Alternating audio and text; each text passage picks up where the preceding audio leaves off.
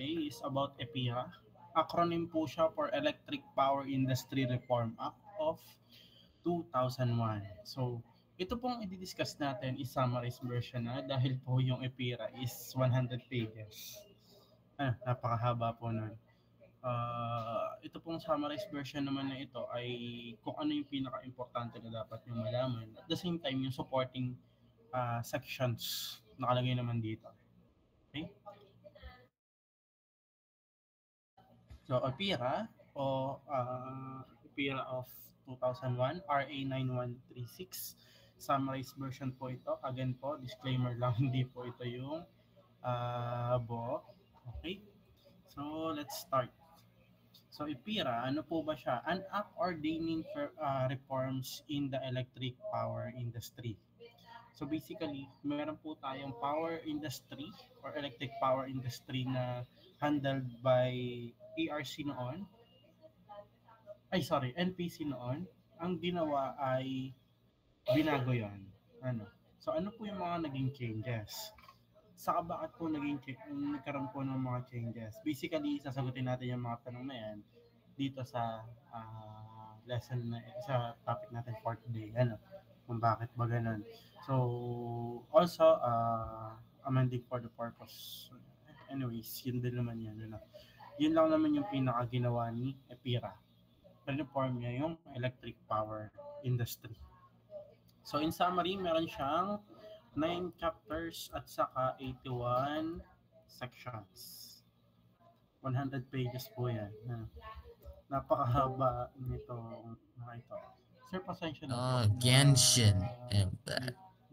Sige, okay lang yung titles. Syempre, title natin. And then, scope niya, declaration of policies, and then yung napakadaming definition of terms niya. Then, organization and operation of electric power industry. So, dito yung hawak natin ni NPC na power sector or power industry sector ay hinati into 4. Generation, transmission, then mamaya natin ma-encounter yung distribution at supply. Okay? So, dito rin nakalagay yung power ni kung bakit ba create si Transco. Corporate powers of Transco, board niya. Ano po ba si Transco? Ito ay typo to hindi to Transco. Transco yan. Sorry, So, Transco, ano po bang mga dito? West M or Wholesale Electricity Spot Market, NPC. And then, nandito din yung SALMS, ERC. Ano yun? SALMS. And SALMS. Tapos yan, yung mga dating rural electrification na existing, pinalitan siya into electric cooperatives. And then general provisions, saka final provisions. Again po, summary po ito, kaya hindi po natin makikita hindi po natin iisa-isahin yung mga sections po na yan. Okay. So, first, what EPIRA is about? Para saan po ba ang EPIRA?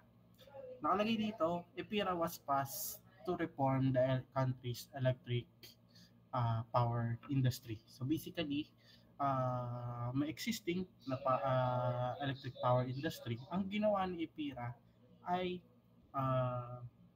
reform lahat yon. Okay? Or nag-start from the scratch. Hindi naman start from the scratch na pati assets ay wala. So basically, yung nagkaroon tayo ng panibagong structure kung paano ba magmumula sa generation, sa transmission, sa distribution, at papunta dun sa end customers natin. Yun lang naman yung ginawa na EPIRA. Mas ginawa niya na efficient yung mula sa generation papunta sa end customer. So, ano po bang goal? Bakit po pinasa si EPIRA? Hindi, ayun nga, to reform the country's electrical power industry. Also, kasama dyan, or pinaka-sub-goal nila is total electrification. Or yung pinaka-mga liblib na lugar natin is magkaroon sila ng electricity. Kasi alam naman natin na electricity is one of the element of progress. kung walang electricity, mahirapan tayo makapag-progress. And then, sa mga liblib na lugar, mahirapan din sila na gumawa ng kanilang mga gawain kung walang electricity. So, total electrification. Total electrification. Yan. Goal ng EPIRA. Also, ginawa niya rin niya na affordable yung atin pong kuryente. So, before EPIRA, meron po tayong tinatawag na monopoly sa kuryente. Yung mga naglalaro dyan ng monopoly. Anyways, alam nyo na yan. So, basically, isa lang yung nagmamanage ng power industry natin. Kaya, ginawa ni EPIRA, ginawa siyang private. Okay. Para mas magkaroon ng competition. So, alam naman natin kapag merong competition, dadami yung supply, then bababa yung presyo. Yun naman. Reliable, secure power, transparency, fair computation masasabi ko, fair competition. So, yun nga, katulad na rin nun sa affordable. Environmental compatibility. So, dito po ay may concern si ERC dito, or Energy Regulatory Commission natin, na mali kasi tayong iba't ibang dito, iba't ibang type ng generation sector.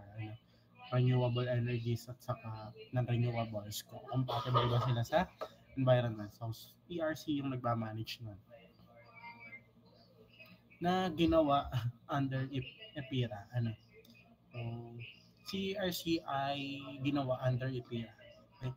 And reducing dependence on imported energy. So, basically, kung kaya naman natin na mag-produce ng sarili nating energy, yun yung goal na EPIRA, na yun yung gamitin natin, hindi tayo masyadong mag-depend sa imported na energy. Ayan. Another thing is binuwag nila yung NPC. So, sir, wala na pong NPC. Meron pa din naman.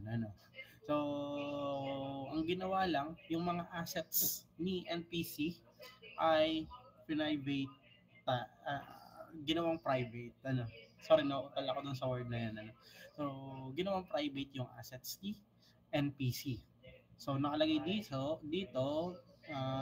ginawang private yung power generation assets niya. Then, inunbundle yung power sector na yon into distinct parts. So, basically, hindi na lang siya tinitingnan as isa na power generation lang, or power sector lang. Tinitingnan na siya into these four: generation, transmission, distribution, and supply. Mamaya, naman natin yan, madidiscuss natin yan isa-isa. So, transmission, although ginawa nga ng EPIRA na private lahat ng hindi naman lahat pala. Ginawa ni EPIRA na magkaroon ng involvement yung private companies dito sa electric power industry natin. Meron pa ring public or government owned. One of these is yung ating Transco or NGCP. So si NGCP nag-cooperate under Transco. So, transmission remains a regulated monopoly. So, although monopolized naman pa rin siya, regulated naman siya. So, hindi naman siya yung porque, ako lang yung malakas dito, ako lang yung may transmission, may kakayahan sa transmission, magmamahal na siya ng presyo. Hindi naman ganun, regulated pa din. So, while generation and supply are more competitive. So basically, ginawa ni EPIRA na open competition. Yun yung tinatawag, yun yung term na madalas ginamit dito sa EPIRA, na yung generation is open competition, or basically kahit sino pwedeng mag-generate ng kanyang electricity. So, sir, hindi na po kailangan ng prangkisa. Hindi na kailangan, pero kailangan mong nakaregister. Nakalagay naman siya dito. Hindi ko alam pala kung saan nakalagay dito. Mamaya, ano naman natin siya. Matatakal natin dyan. So, nasa na tayo? While generation and supply are more competitive. So, yung supply naman, siya yung umaasikaso ng service papunta sa mga customer. Yun. So, the law also mandates the creation of retail competition and open access. So, dyan papasok yung ARCOA. So, and RES. Mamaya ma-encounter naman natin. So, first, what is EPIRA? Medyo paulit-ulit tayo dito. EPIRA is an acronym or stands for Electric Power Industry Reform Act of 2001. Officially known as RA number 9136.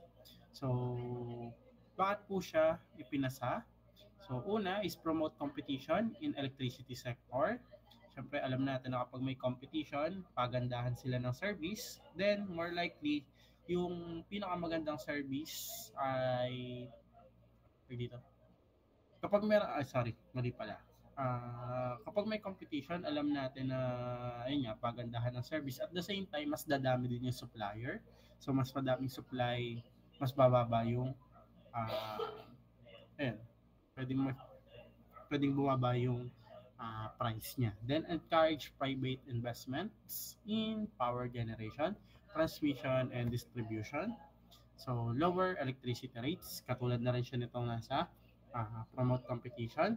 And then, privatize government-owned power assets. Dito, meron siyang another, mas madidig deeper natin itong privatized government-owned power assets dun sa part ng SAMS na. Okay? Sa banda-banda pa doon, sa dulo. Okay? Create a regulatory framework for managing the power sector, including the establishment of Energy Regulatory Commission. So basically, hindi naman porke open competition na yung ating generation and supply, saka hindi naman porke monopolize yung transmission ay wala nang magre-regulate sa kanila. Si EPIRA CERC under EPIRA, naka-8 CERC dahil kay EPIRA, tapos siya na yung ERC, siya na yung nagmamanage niyan, or nagre-regulate niyan. So, implement market mechanism like wholesale electricity spot market, and then retail competition and open access, ARCOA. So, mamaya i-dig deeper din natin kung ano bang ginagawa nitong ARCOA na yan. So, paulit-ulit na yan. So, why was EPIRA needed? So, before EPIRA, nung wala pang EPIRA, power industry ay monopolized by government entities. So, ano pong result nun? Alam naman natin na kapag government, aminin na natin, medyo hindi ganun ka-goods yung service. Unlike sa private. So, ayan. Dahil siya is monopolized, inefficient power generation, yun yung mga nangyayari, limited private sector involvement. Dito naman sa EPIRA ay inaim niya na yung ating industry ay maging more efficient, transparent, and competitive market. So, wait lang. So, although government-owned yung ating mga utilities doon, hindi naman siya talagang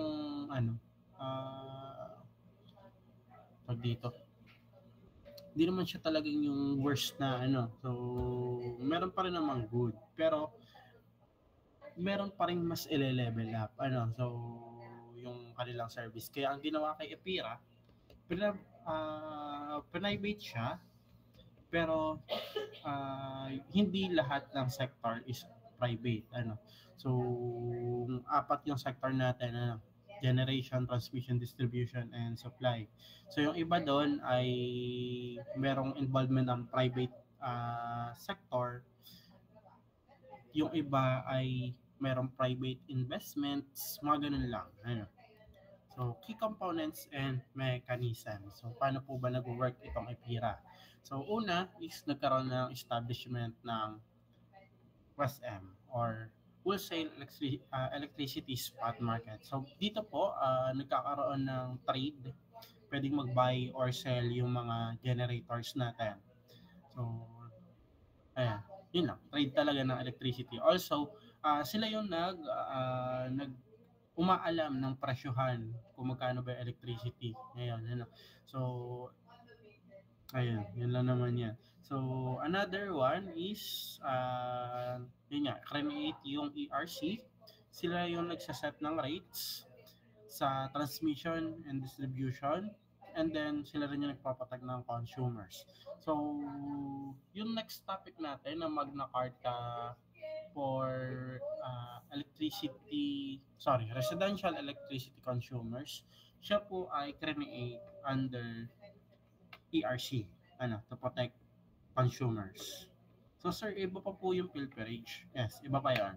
Magkakaiba pa yan. Pag nanakaw yung sa pilferage, yung sa Magna Carta ay more on sa service naman. Okay? Anyways, balik tayo dito. So, ERC nagre-regulate or nagsaset ng rates or kung magkano ba yung dapat singilin ng transmission and distribution. So, try nyo i-observe yung electric bill nyo, makikita nyo doon. SAMS, power sector assets and liabilities management. So, basically, yun nga, meron tayo dating tinatawag na NPC, but before EPIRA, merong NPC. Tapos, after EPIRA, yung assets ni NPC ay ginawang private. Ang namamahala ng pagiging private na mga yon ay itong SAMS. Okay? Yun lang yung ginagawa niya. Transco. So, yan. Sila yung sa transmission. So, NPC, SPAG for Missionary Electrification. So, basically, sila yung sa mga liblib na lugar. Okay? So, provision for unbundling of rates so consumer see separate charges. So, ayan. Under EPIRA, ayun nga, sa resibo nyo, makikita nyo doon, resibo ng electricity bill. Makikita nyo doon yung separate charges ng generation, transmission, distribution, universal charges. So, nandito naman nakalagay kung ano ba yung universal charges niya. So, bakit po ginawa itong EPIRA? Una, ayun nga, para matanggal yung monopoly and efficiency. So, ito yung mga problems nila noon.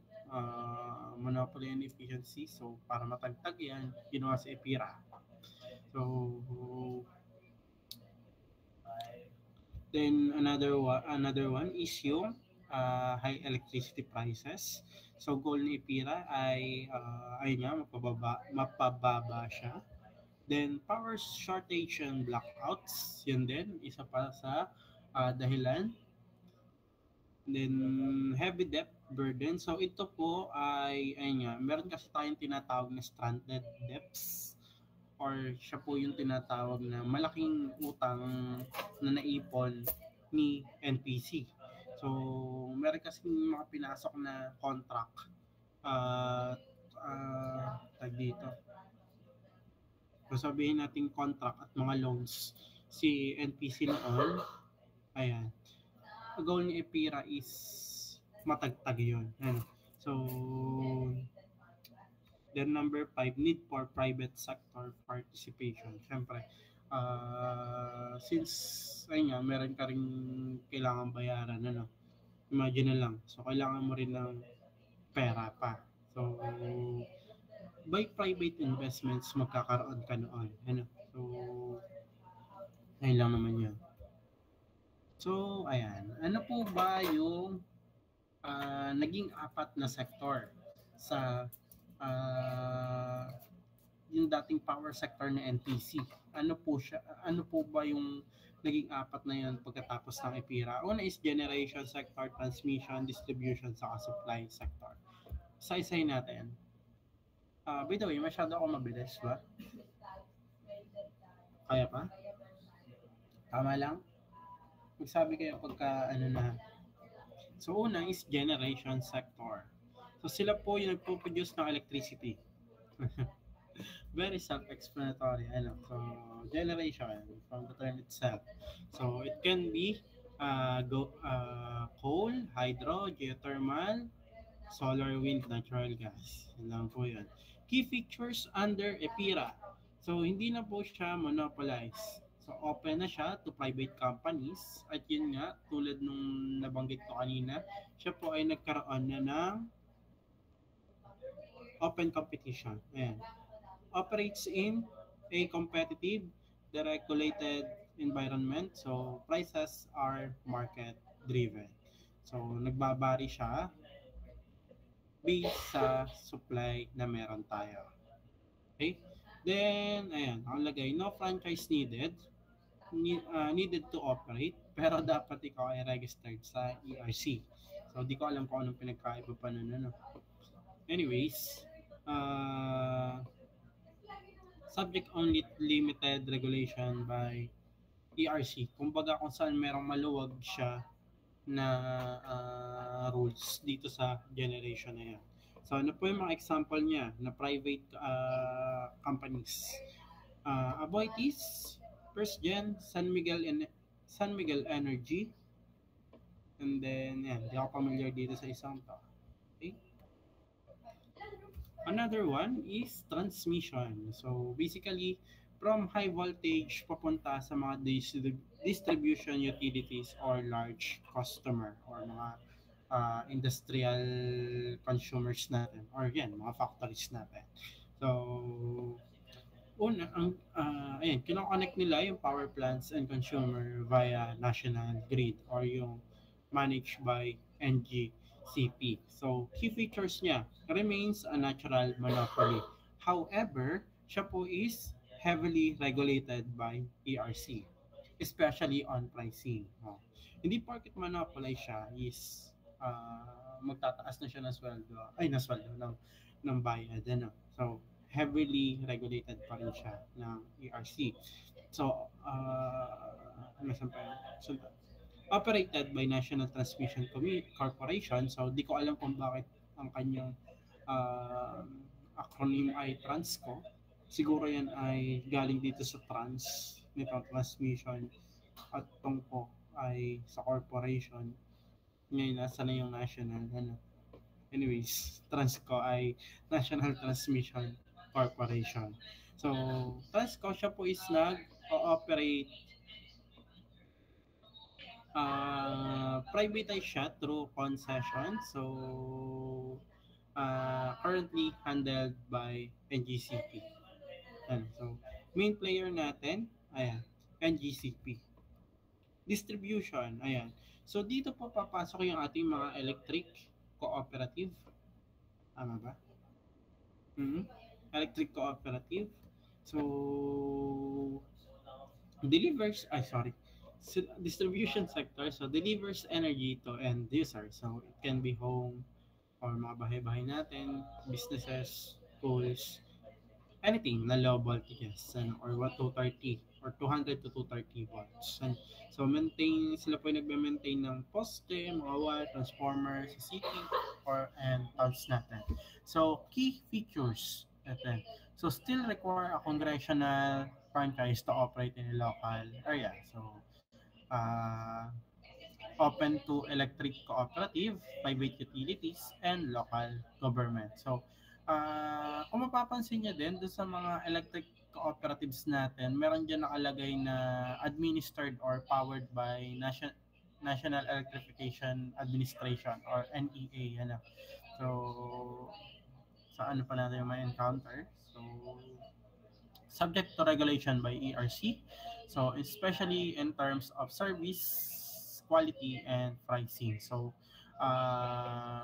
kung sa generation, sila ay hindi ganun kaluwag, limited lamang. Pagdating sa transmission, heavily regulated. Dito sa distribution, ay ang nagiging assessment na ay yung service quality at saka pricing nila. So, mga example niyan is sa Luzon, pinaka-common is Meralco, pero meron pa rin tayong other various electric cooperatives. Then sa Visayas, Visayan Electric. Sa Mindanao is Davao Lights. Okay? Then ano po si supply sector? Sila po yung nagbebenta ng electricity sa end users. Okay? So, nag-handle ng billing, customer service, and contracting with customers. Okay? Yun yan. Magkaiba po ang distribution at supply dito sa EPIRA. Okay? So, distribution, key features niya ay considered a public service. So, require a service licensed by ERC. Then, ayun, ano pa bang sinasabi dito? Yun lang naman halos. Supply is competitive and unregulated in terms of pricing. So, regulated market. Okay. Para sa mga small customers. Then, examples nito is yun parang distribution utilities natin. And then, meron tayong RES. Retail Electricity Suppliers and na under ng ARCOA. So, retail, competition, and open access. Sir, ano po yung ARCOA? Mamaya. Ito na ba yun? Mamaya pa. Okay, sige. Dito muna tayo sa Transco. So, sino po ba si Transco? So, as I said earlier, siya po ang main player sa transmission. Power transmission. So, owns and manage the country's power transmission assets. So, it includes yung mga transmission towers natin, substations, high voltage lines. So, sa Section 8 ng EPIRA, doon yung makikita na ibinigay sa Transco or sa National Transmission Corporation yung asset ni MPC na may concern sa transmission function ni MPC. Okay? So, yung galing kay NPC, kinuha ni Transco. Yan. Ganun lang. So, own the entire transmission system, national grid natin. So, yan. Ensure reliability, purity. Okay. Well, yun din naman yan. So, since 2009, GCP operates. Anyways, yun din man. Yun na si Transco. So, sino po naman si SALMS? Power Sector Assets and Liabilities Management Corporation. So, as the term suggests, Power Sector Assets. Power Sector. Power Sector, siya po ay yung tanging sector na meron lamang nung wala pa si EPIRA. Okay? Wala pa si EPIRA, Power Sector lang ang meron. Nagkaroon si EPIRA, nahati yung Power Sector into 4. Ngayon, itong Power Sector na to, ay meron siyang assets and liabilities na kailangang i-privatize or yung iba naman ay binibenta para magkaroon tayo ng tourist funds nakalagay. So si SALMS yung nagmamanage nun. Yun lamang yan. So created to take over all NPC's assets, liabilities, and contracts. Okay? So, yung mga assets ni NPC, ang nag-take over nun ay si SALMS. Yun lang po yan. Then, gagamitin ni SALMS yung assets na yun para mabayaran yung mabayaran yung utang or loans or stranded debts na tinatawag kay NPC. So, privatize NPC generations assets, and sell NPC's real estate and other assets to raise funds. So, siya rin po yung nagbebenta nun. As I said earlier, nagmamanage nung stranded debts. Siya rin po yun. Transfer revenue from asset sales to reduce government financial, yun lang din naman yung sinasabi dyan. And then, so, siya po ay meron lang original na target na 25 years. Bago niya dapat ma-privatize yung mga assets ni NPC. And then, inaasahan na siya ay matatapos sa 2026, next year. Ano? So, dapat makuha niya tong goal na to. To liquidate all NPC liabilities, after which the corporation will cease to exist. Okay? Wala niya magawa yan lahat. So, created Luis Pautot na to. So, in section 49 nitong EPIRA natin, so, nakalagay dito na iti-take niya nga yung ownership of all existing NPCs generation assets. Then, at the same time, siya din yung mag outstanding obligations of as assumed by SAMS. Ano to? All outstanding obligations of NPC, yung ating loan, yung loans niya, stranded debts, bonds, contract losses ay transferred to and assumed by Samsung. Sams din yung magmamanage ng lahat ng yun. Sabit ni, hindi lang yung kayamanan ni NPC yung kanyang yayamanin, ay yung kanyang mamanahin, kundi pati yung problema. Ano? Section 50, so, ayan, mas mas direct to the point na nakalagay dito ay to manage the orderly sale, disposition, and privatization of NPC generation assets, real estate, and other disposable assets. Sila naman yan. Section 51 grants SAMS a set of power to achieve that purpose. Competitive generation in EPIRA. So dito under EPIRA, sinabi na ang power generation daw ay naging competitive and deregulated. Siyempre, para makapag-promote tayo ng efficiency, lower costs, and encourage private sector involvement. So, dito, pwede rin natin ilagay na kaya nagkaroon ng competitive generation is para magkaroon ng market growth. Ano po yung market growth or market development? So, basically, para hindi lang isa yung ating pagkukunan ng electricity or yung ating generation. So, mas marami nag-generate, mas malaki yung supply, mas bababa yung presyo. Yun na naman yan. So, Section 6 about generation sector. So, generation is no longer a public utility. So, although not a public utility na siya, meron pa rin po dyan na involvement pa rin ang ating ERC. So, all generation companies ay nga nakalagay, registered with the ERC, comply with the grid code and market rules, then avoid any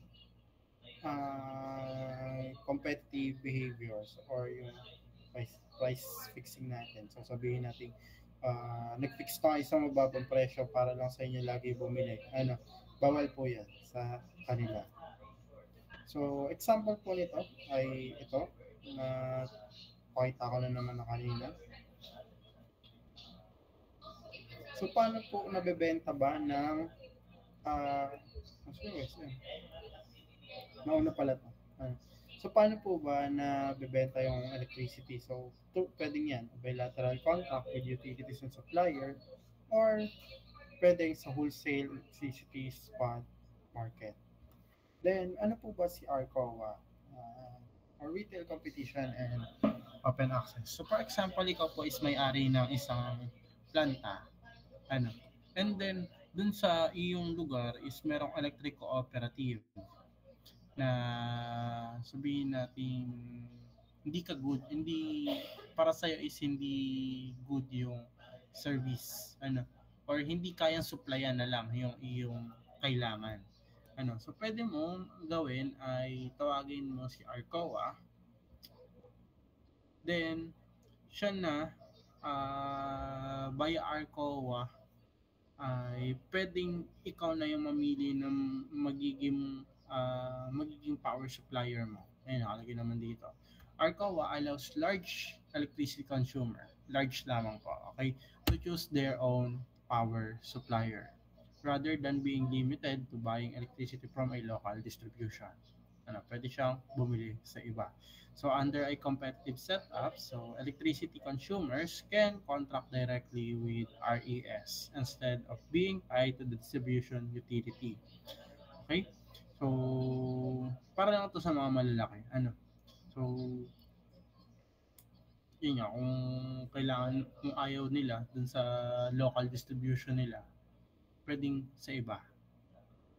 Yun yung may sinasabi dito sa retail competition and open access.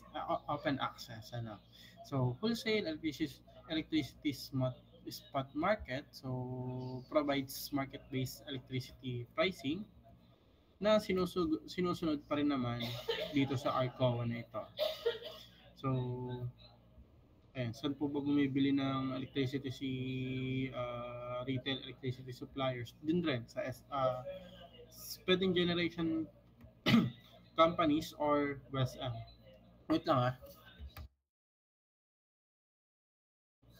So, sino? Sige, tayo. Sa West M na tayo. So, under Section 30, ay create si West M. Ano po bang ginagawa ni West M? Ayun nga.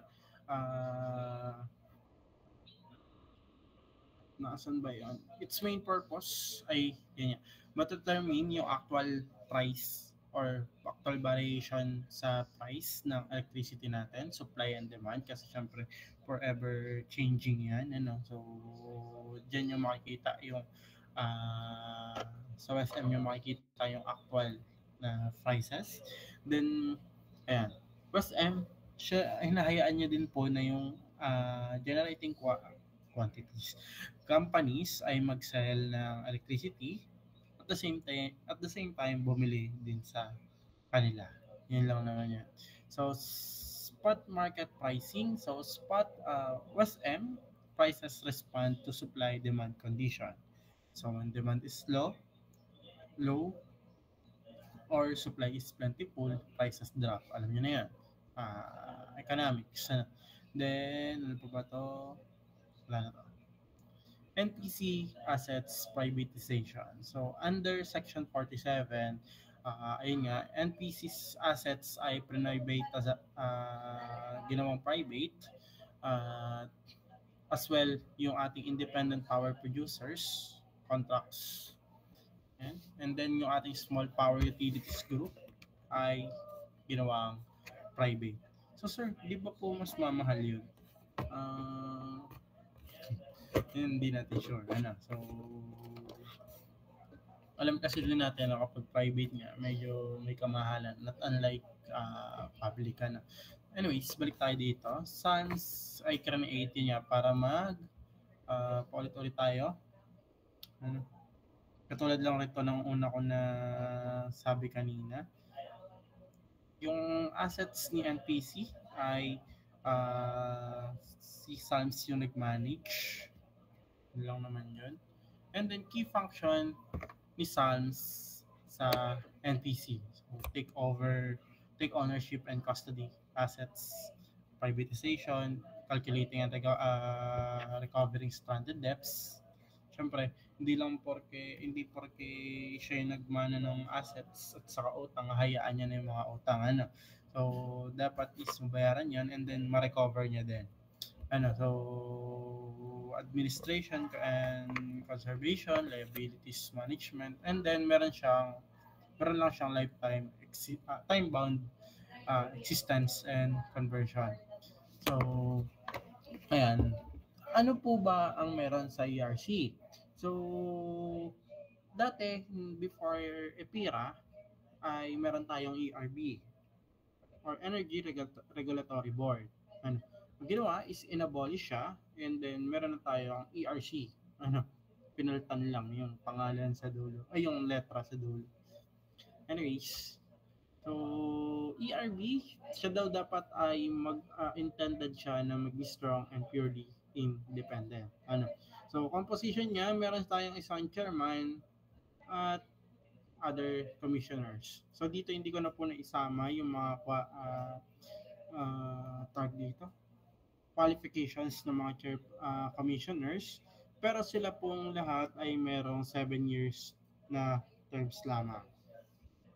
Then power and function of EPIRA, sorry, power and functions of ERC under EPIRA. So under, well, katulad lang rin naman ito ng mga nauna,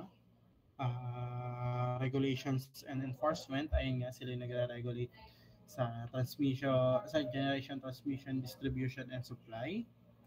Lalo sa transmission, heavily regulated nila yon. Promote market competition, lalong-lalo na po sa generation assets natin. Then, rate setting and universal charges sa mga supply po natin. Sila po yung sa paniningil, ano.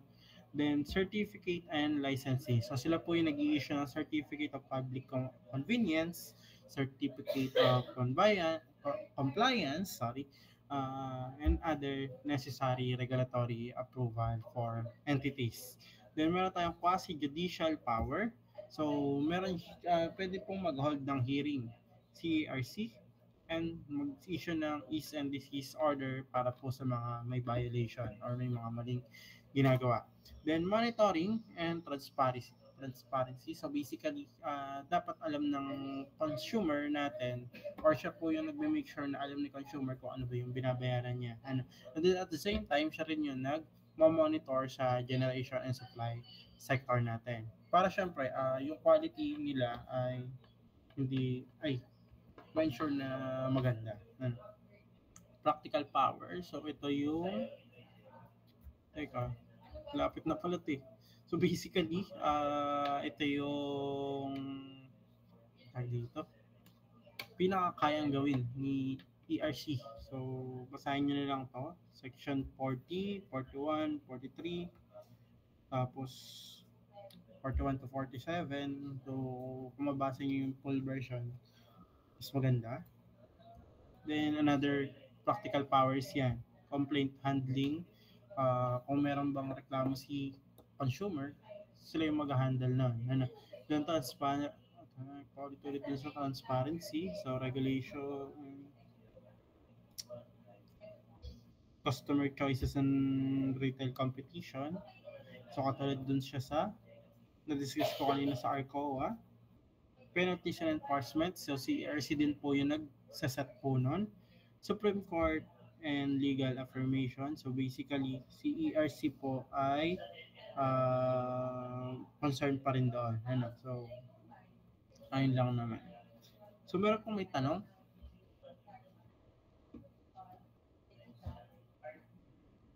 Ano may tanong? May naintindihan naman ba? Masyado ako mabilis. Ayaw mo. Okay lang?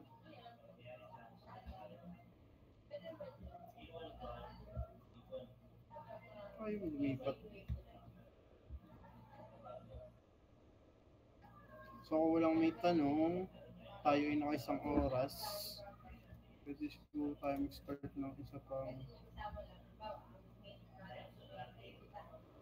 Kaya pa kaya to? Ilang slides ba to?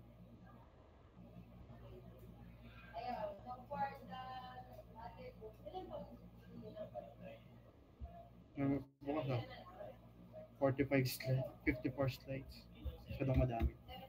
Sige, next meeting na lang natin pa ituloy.